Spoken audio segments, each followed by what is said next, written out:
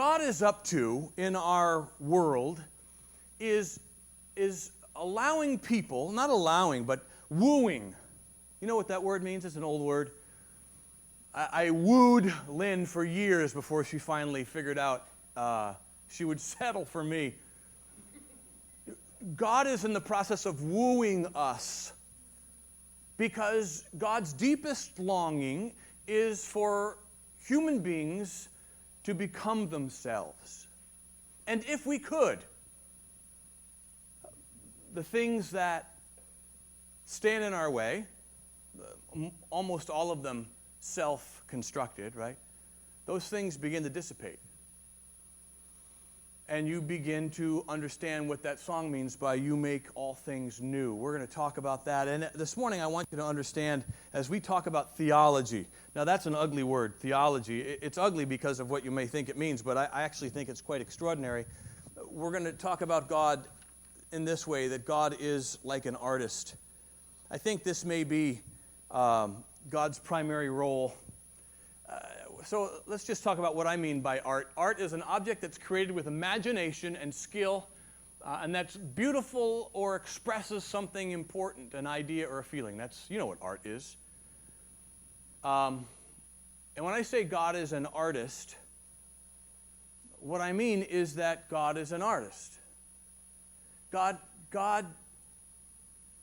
began, at the beginning of the book that we call the Bible, God began in the beginning with creation. Now this happens to be a photograph that Jody Arnheider took last week of Half Dome. Thank you, Jody. Half Dome is quite a place, isn't it? But think about it. Now this is art, not just because it's in this creation that we love, but because an artist saw it through a different angle and took a photo of it. That's what art is. In the beginning, God created. And that's the first phrase in the book. It begins to introduce us to a God who and again, God is not creative. God is create. That's what God is. And I'm going to get ahead of myself because I'm like so full of this stuff this morning. But that's what love does. Love sees that which needs recreation, and it recreates it. So if you love to garden, what do you do to a bare brown patch of dirt? Right? Of course. If you love to paint, that's what happens. If you love to take photographs, whatever it is that you love to do stirs in you a longing to bring that thing, that love to be made manifest, to appear. So in the beginning, God created. Artistry seems to be part of the very fundamental nature of who God is. Now, it's really interesting. Genesis 1:1 says, "In the beginning God created." In Genesis 1:2 it says, "And the earth was without form and void, and darkness covered the face of the deep." And then there's this wonderful Hebrew phrase, First Testament written in Hebrew. This wonderful Hebrew phrase, "And the Spirit of God," our translations, most of them say, "moved over the waters." What does that mean? The Hebrew word is the word brood. Now, you may think of brooding when you say, "Man, why are you brooding?" Normally, somebody's kind of depressed and, to themselves and a little ornery. Well, that's not the idea. The idea of brooding is it's an agricultural idea. Chickens brood. Now, I'm not saying that God is like a chicken. That one is not on the list. But this is explained just a little bit in another Hebrew book from the First Testament, in Deuteronomy chapter 32. This word is used again, and it explains itself. So let me read it to you. And it's important. Deuteronomy 32, talking about God. "He is like an eagle hovering over its nest, overshadowing its youth, then spreading its wings, lifting them into the air, teaching them to fly." Like an eagle hovering, that's the same word, brooding. It's the loving mother figure that protects the egg and makes sure it hatches. That's the creative nature of God. And now the important thing really isn't that God created everything that you see. The important thing is that he created you. Now, he used remarkable means to do so. But in your creation, and even today, right now, what God is doing is brooding over you. Longing for you, really, for you to be hatched. We create this egoic shell, right? This is who I am. And now inside this mask that I create, this shell, is kind of a soft, mushy middle. And what God's deepest desire is that that soft, mushy middle be born. On Friday, we had a memorial service here for Philippe's mother, Philippe Riley. Tina's here. It was a beautiful ceremony, service for this woman. And as I got to understand who this woman was, and I only was able to meet her once, but Lenora Riley was a remarkable woman. Born before women were allowed to vote in Alabama, didn't have any reason or right to become who she became. But her faith in a God, a creator God, actually allowed herself to hatch. And she became a world famous, blow your mind dress designer. This woman designed dresses that are so extraordinary. I'm not a big dress guy. But I look at this, and I said this at the ceremony on Friday. There's a Cadillac advertisement from 1961. Now that's a great car, right? Long, Coupe de Ville, fins. That is a car. There's a woman standing by the car wearing one of Lenora's dresses. And that model, the dress has fins like this Cadillac. I mean, it's but they're beautiful. You look at that and you go, where does that come from? Well, God is an artist. And again, I'm going to get ahead of myself. Humanity is created in God's image, and part of that image, in fact, a lot of that image, is to allow us to do that, to create.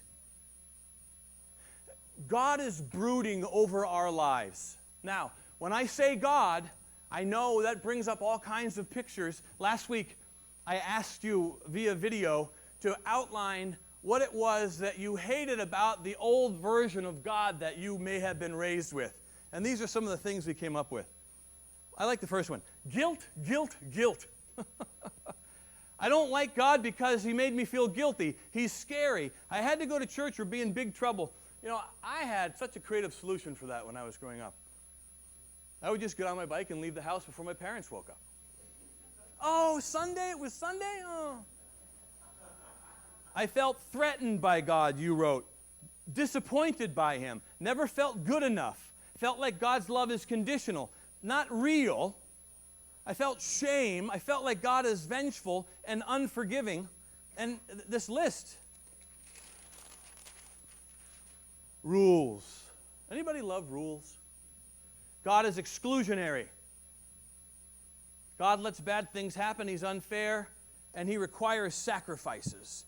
That is the picture of a God that humanity has created. But you have to understand that we created that God in our image. What we're trying to do in this series is uncover the God who created us in his image. And this is not that God. This is the God that I grew up with too.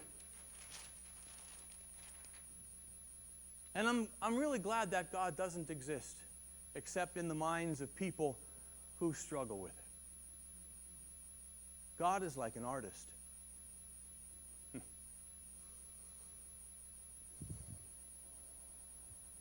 I need to get to my notes, otherwise we're in trouble. All that God creates, now this sentence sounds grammatically incorrect, but it's not. All that God creates is a reflection of themselves. Themselves. Well, there's this great passage in this beginning book of the Bible. Now, you have to understand that there's two different creation stories in Genesis. Do you never know that? And they're not the same. They probably came from two different traditions. They're both poems. But in the first one, Genesis chapter 1, verse 26, it says, God spoke, let us make mankind, human beings, in our image, make them reflecting our nature. The reason that the plural pronoun us is used is because this is the Hebrew word for God, Elohim, which means gods, plurality.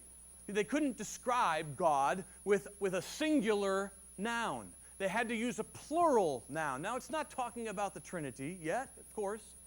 That concept comes much later. But it's talking about God being so wide-ranging and big and glorious that you have to use a plural pronoun to describe her.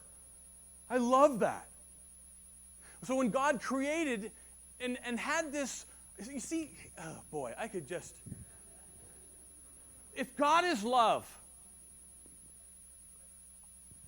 and God is,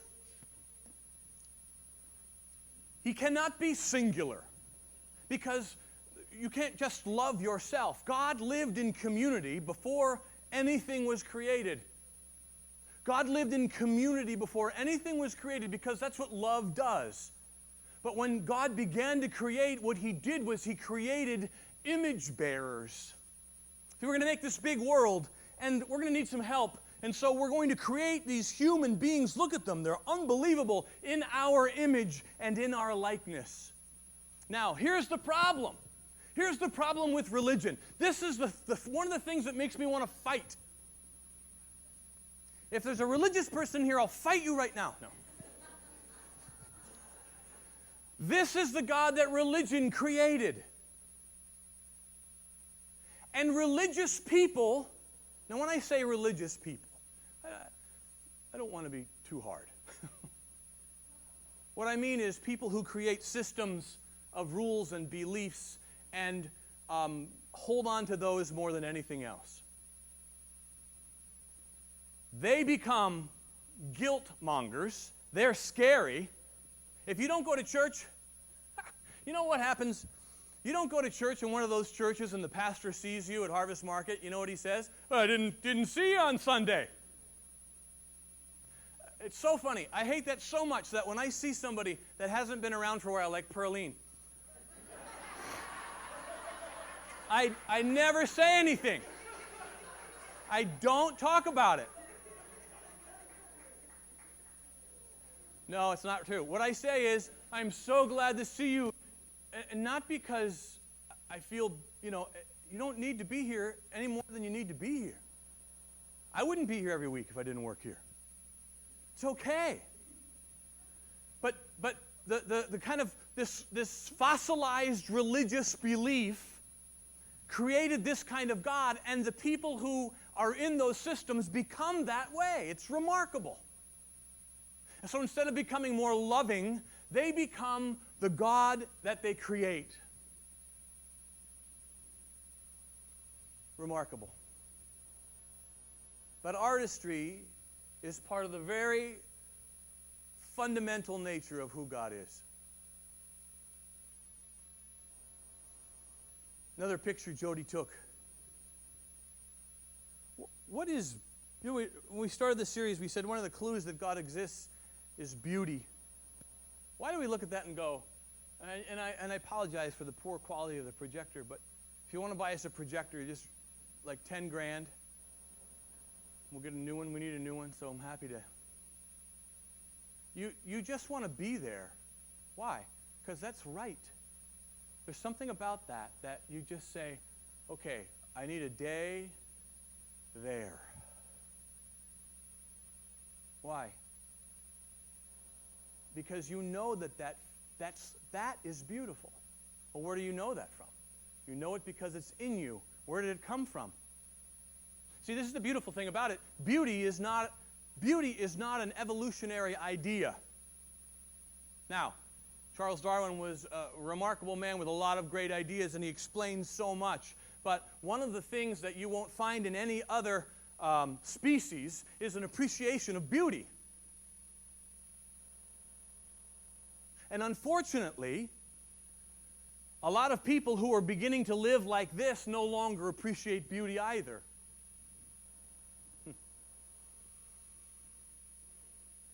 The Hebrew writers thought of God as an artist.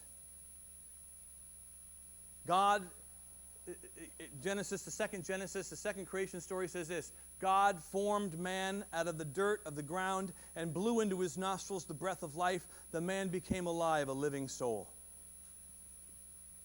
God's a sculptor. The idea is mankind was formed from dust. And this is why we have this concept at a funeral: from dust you were and to dust you will return. We are dust. We know that. When you begin to understand the Hebrew mind about God, you begin to understand that they viewed God as this amazing artist, creator, sculptor, bringer of good ideas, breaker down of barriers, exploder of myths, disdainer of beliefs. But what we do sometimes when we read the Bible is we read these stories and we try to find beliefs rather than meaning. And see the difference. I'm going to point it out in just a few minutes. But when you read this book and you begin to understand and look for meaning, you begin to understand the idea of God in the Hebrew mind was the one who created and continues to create. Now, this is significant, but I think it can get more significant. It's really remarkable that God declares his competency through creation. Have you ever heard of this Older Testament book of Job? J-O-B. There's an amazing passage. Job is quite a story. It's a story about a guy that seems to be a good man and has a really hard time, loses a lot, and then gets ticked off at God at some point in the process. And God comes to Job, and this is what he says. And now finally, God answered Job from the eye of a violent storm. He said, "Why do you confuse the issue? Why do you talk without knowing what you're talking about?" Now there's a good question, right? "Pull yourself together, Job. Up on your feet, stand tall. I have some questions for you, and I want some straight answers. Where were you when I created the earth? Tell me, since you know so much. Who decided on its size? Certainly you'll know that. Who came up with the blueprints and measurements? How its foundation was poured? Who set the cornerstone? While the morning stars sang in chorus and the angels shouted praise, who took charge of the ocean when it gushed forth like a baby from the womb? It was me. I wrapped it in soft clouds, tucked it safely in at night. Then I made a playpen for it, a strong playpen so it couldn't run loose, and said, 'Stay here, this is your place. Your wild tantrums, see, will be confined to this place.'" And he goes on and on and on. What is that? God is a creative artist. God's saying, "I am the artist here. You're living in my painting." Now, how did the Hebrew writers decide to communicate that God was an artist? Through poetry. I don't know how we can miss this. You know, most of this book are songs and poems. Why? Because the Hebrew mind, which most of this book is, was a right-brained songs and poem kind of mind. Why is the first 2 chapters of Genesis a poem? Well, does anyone here did you memorize poetry when you were in school? "Beware the Jabberwock, my son," right?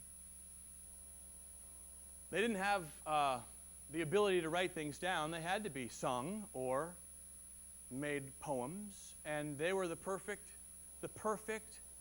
medium for learning about God. Now, the Enlightenment came along, and songs and poetry began to fall on disfavor, and what was provable began to become the most important thing. Now, God is not easily spreadsheetable.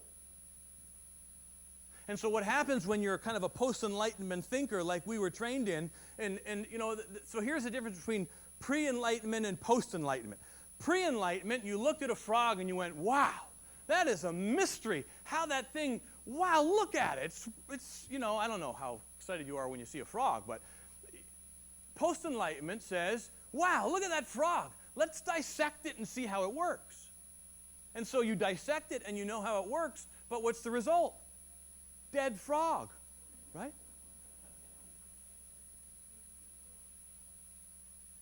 What's the result of dissecting God to understand every little nuance of him? Dead God. You can't understand every little nuance of God. That's why poetry and song is the best way to talk about this God. And God declares his competency through artistry. Now, I want to talk about what an artist values. Now, I am not an artist, but as I've understood artistic values, they value beauty versus utility. Now, Lynn's grandfather was a dairy farmer in Minnesota, Eckhart Schultz. He was a beautiful man. I loved him dearly. He worked every day of his life. I once asked him what he did for fun when he was little. He said, I didn't even have a bicycle. We worked. When I first met Eckhart Schultz in college, he was taking the most unbelievable care of his granddaughter, Lynn. We would come home on the weekend to their home, Lynn's grandma and grandpa's home, just about 50 miles away from our college in Minnesota. And as soon as Lynn's car pulled into the driveway, Grandpa was out there taking it to fill it with gas, making sure the oil was changed, making sure the tires were inflated. You see, he didn't care what it looked like so much, but it worked flawlessly. There was a day when the trim of his Dodge pickup began to come loose on the side, and he took a 16-penny nail and just nailed it right back on. Why? Because it worked. You don't have to get all fancy pants, right? He was not an artist. But there is a beauty even in the way he cared for Lynn, certainly. But there's even a beauty in utility, but artists value beauty. Now, here's the most remarkable thing. When you have something that's beautiful, it also works. Let me read you another passage from the First Testament.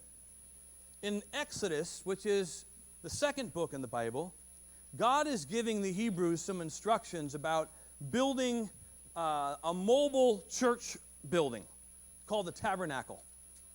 And listen to the language in Exodus 31. Now, these people are in the middle of nowhere, and they're wandering around the desert. God spoke to Moses. See what I've done? I've personally chosen Bezaleel, son of Uri, son of Hur, to the tribe of Judah. I filled him with the Spirit of God. So I've chosen this guy, and I've made sure that he had like this full measure of who I am. And what does that do? Whoops.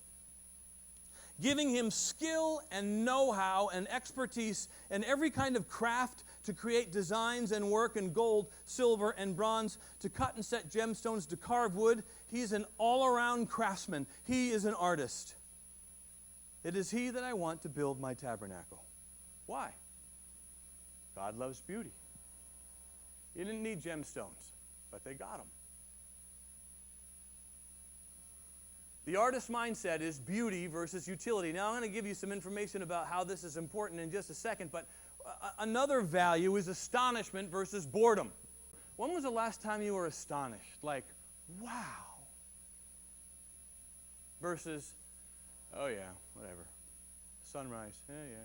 Going to happen again tomorrow. See the sunset the other night? It was, wow.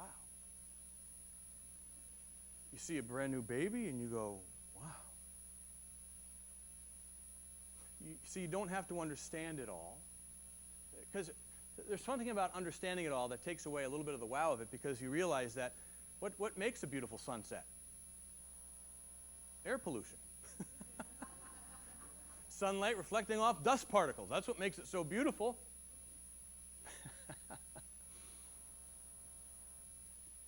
We have a hard time being astonished because we're so smart. We're so up on everything. You know who doesn't have a hard time being astonished? 3-year-old. Watch them and learn from them. There's this little story that I love. Not a true story, I'm sure, but there was mom and dad, a young family that had a 5-year-old little boy, and they just had a second child, an infant, And they tucked them both into bed, the baby in the crib and the little boy in his little race car bed, in his room.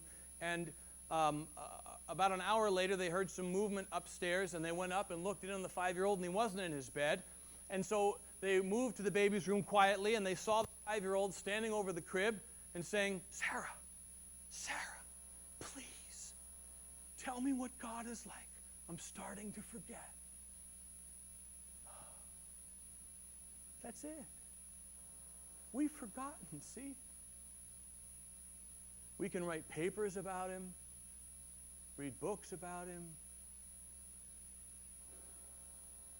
But if we're not astonished anymore,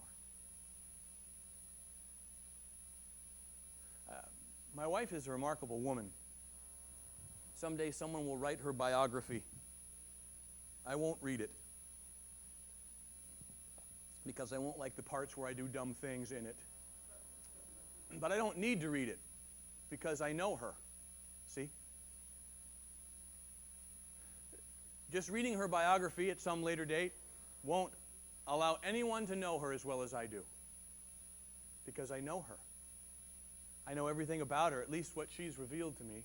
I know what she likes and what she doesn't like. I know what her colors are. I know what kind of food she likes. I know my wife, Lynn. No biography, no data points, not even a story will explain her in a way to someone else to know her as well as I do, because it's about a relationship. Now, this book does a great job of explaining to us as much as can be explained who God is, but you'll never know God well enough by reading data than you will if you just live with God. Vibrancy versus dullness. Christianity is dull. At least the version that we've kind of come to grow up in. Very dull. Dull people.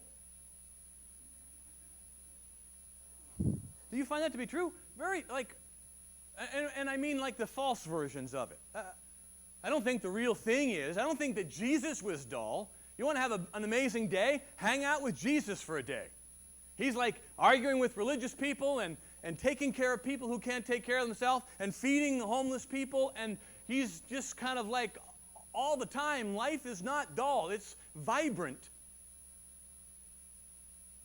But the puritanical version, you see, what we've done over the last 200 years is we've created a superstructure of rules and regulations, and we've said, okay, now you've built this thing, now live in it. I couldn't. I tried. I couldn't live there. That's not what Christianity is. See, that's dullness. Live in it. Can I wear this? No. Why not? Look, Article 4, Section 3. Can I go there? No. Can I marry this person? No. Last week I got to spend a lot of time in the Amish community. I just love it there. And they're beautiful people. But they've got some things wrong. Beautiful people. You will never hear me criticize them.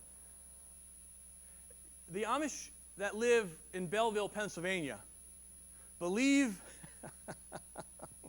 forgive me, they don't believe in belts, right?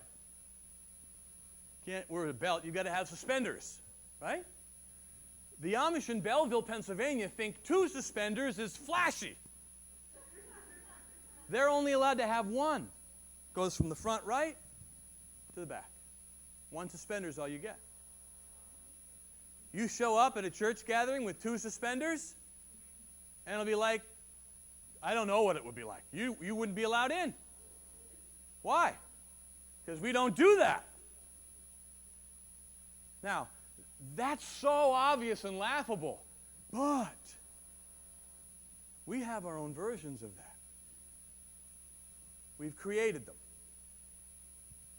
Mystery versus knowing. We just place such a high value on knowing, but the artist loves mystery. You want to know how I know? Just look at that painting Picasso did. What in the world? Try to explain it. That thing's worth millions of dollars. It's mysterious. What is that? What's going on in his mind? It's beautiful mystery.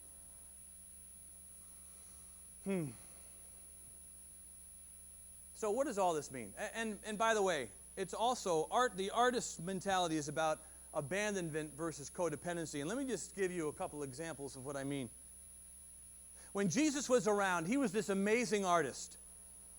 I mean, he lived that way. He lived an artist's life. And what he did was he just painted love where he went, where he was. Now, this idea of God as an artist is that God asks us to abandon certain things so we don't become codependent on them. And here's just a few examples.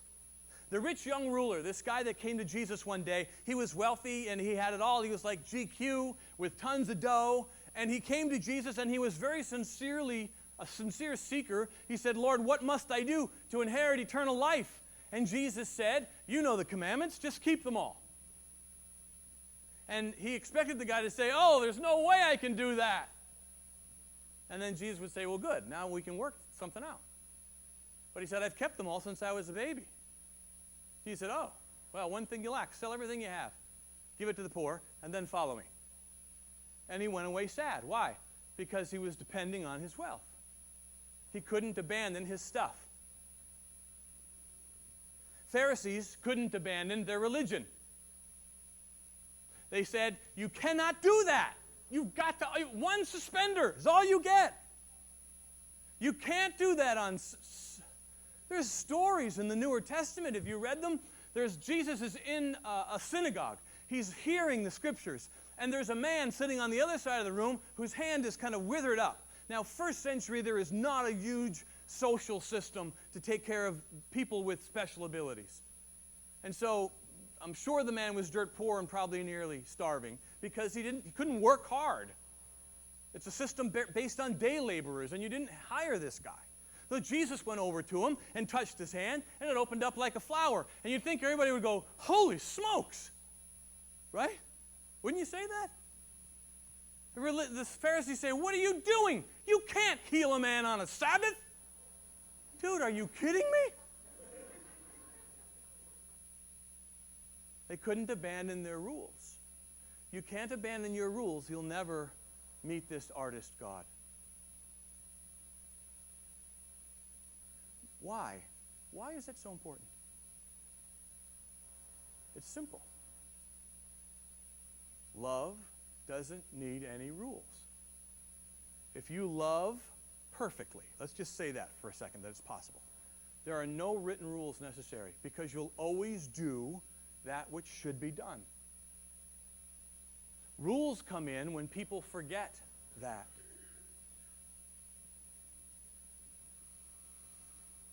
I just want to make this last point and we'll call it a day. You need to understand that you are a masterpiece. So this creator God, this artist God, created you.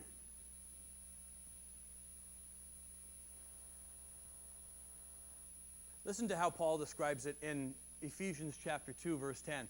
For we are God's masterpiece.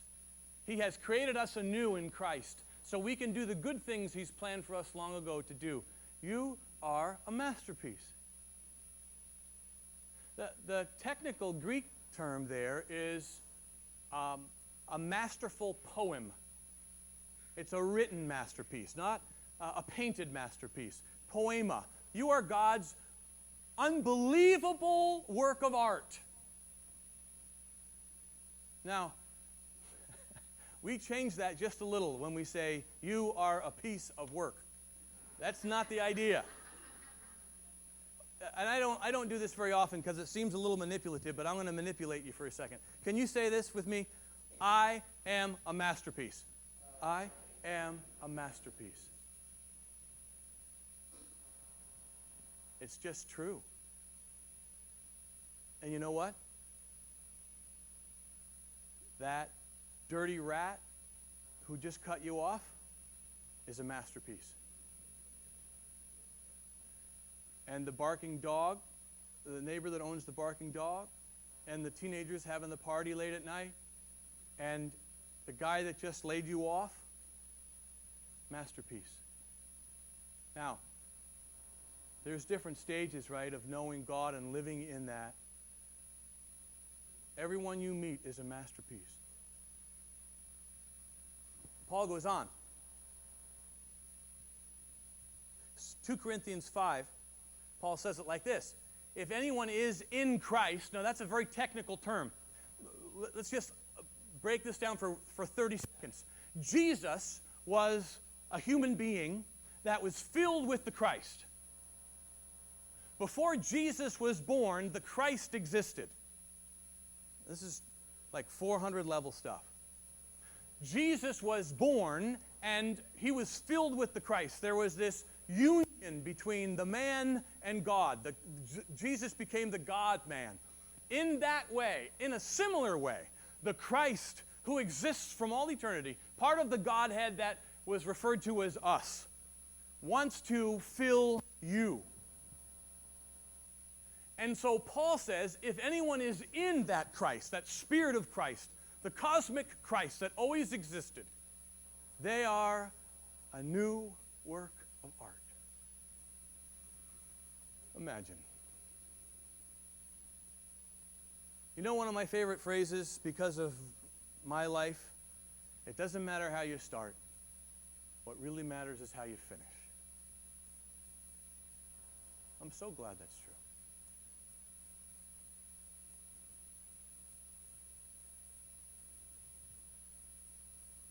God has made us in his image. What does that mean? Now, this image is not God. It's a rendition. I'm trying to look like that. But that's not really what God looks like because God doesn't have looks. What does it mean to be made in God's image, to be an image bearer? Well, Jesus said it like this. When he was about to die, the disciples were very upset, and they said, Lord, just please. It's like Jesus was unpacking this kind of book about God for them, and they were afraid that he didn't get to the last chapter. And so in the last night of his life, they were saying, please, keep going. Get us there. It's like, if you don't read this to me, I'm not going to know the end. And Jesus said it like this. Listen, stop. Here's everything you need to know about God. If you have seen me, you have seen the Father. Now here's the crazy thing.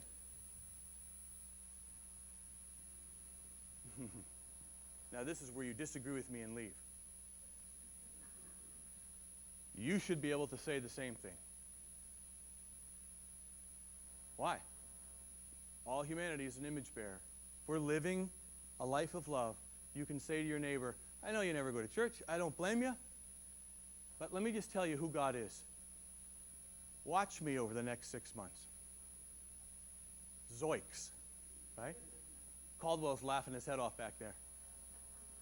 Because I know his neighbor.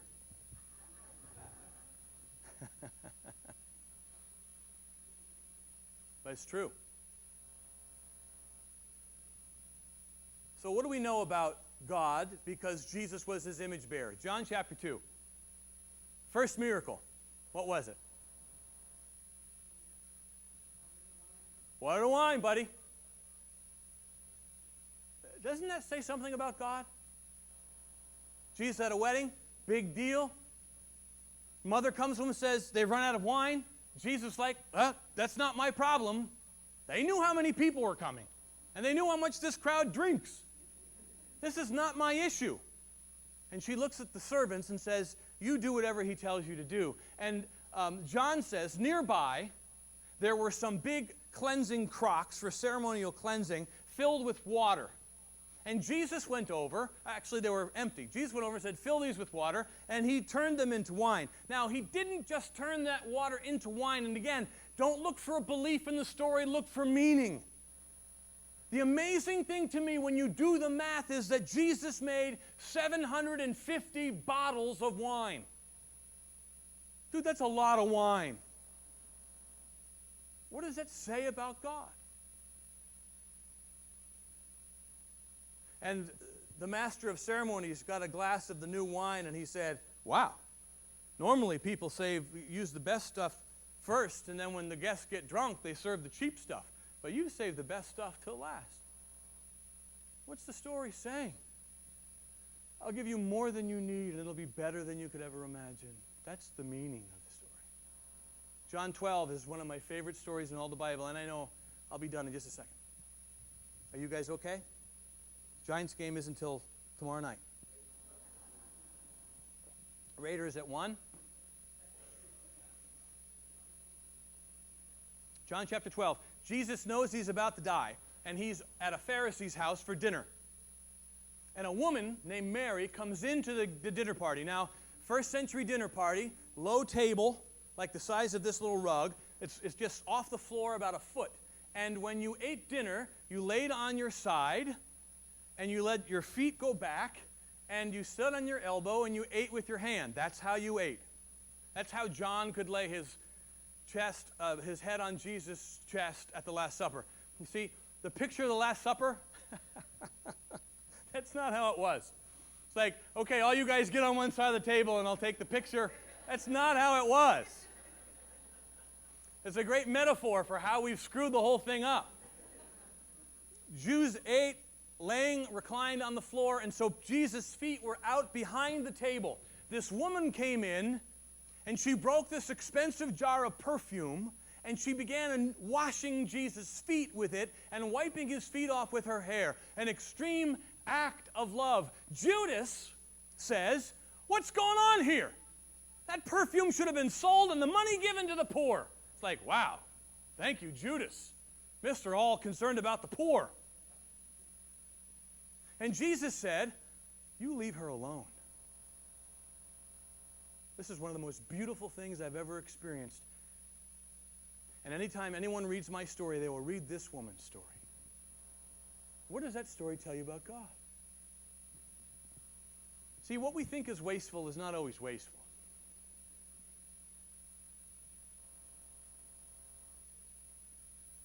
I think we bear the image of the God we believe in.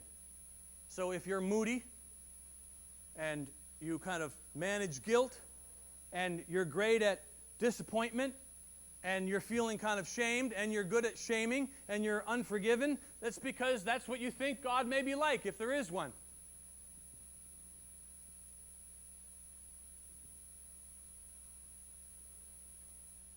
I'm not going to go through all of this. You can talk about it in small groups this week, and the verses are there. Image bearing is very evident. Jesus says a student who's well instructed will become like their teacher. They'll be an image bearer. I found a verse this week that I've never seen before, at least not consciously. I know that I've read this book. You know there's an Older Testament book called Zephaniah. I wouldn't recommend it if you're tired. This is the God that we're talking about, the artist God. Yahweh, your God, is in your midst. The mighty one will save. He will rejoice over you with gladness. He will quiet you with his love. He will dance over you with singing. Singing is a ridiculous waste of time. Dancing there couldn't be anything further from the heart of God. I mean, this is what I was, right? But this is a God who dances and sings. This is a creator God who has the heart of an artist and who thinks that you are a masterpiece. Come on up, you guys. This is the God that I want to bear. I want to bear this God's image. That's who I want to be when I grow up. So, Father, help us with this. Because we've created a version of God that is not even close. And I don't know how you take it, God, really. It would make me unhappy if I was you and people thought of me like they often think of you. And that's because I have not been yet perfected in love, I know. But Father, I pray that you would help us to have the faith to know this is true and to live in it. To know that you're not angry with us, but you're dancing over us. Because you couldn't love us anymore. Help us to lean into that this week, God. And I pray these things in the Spirit of Christ. Amen. Thanks, you guys. Have a good day. You make beautiful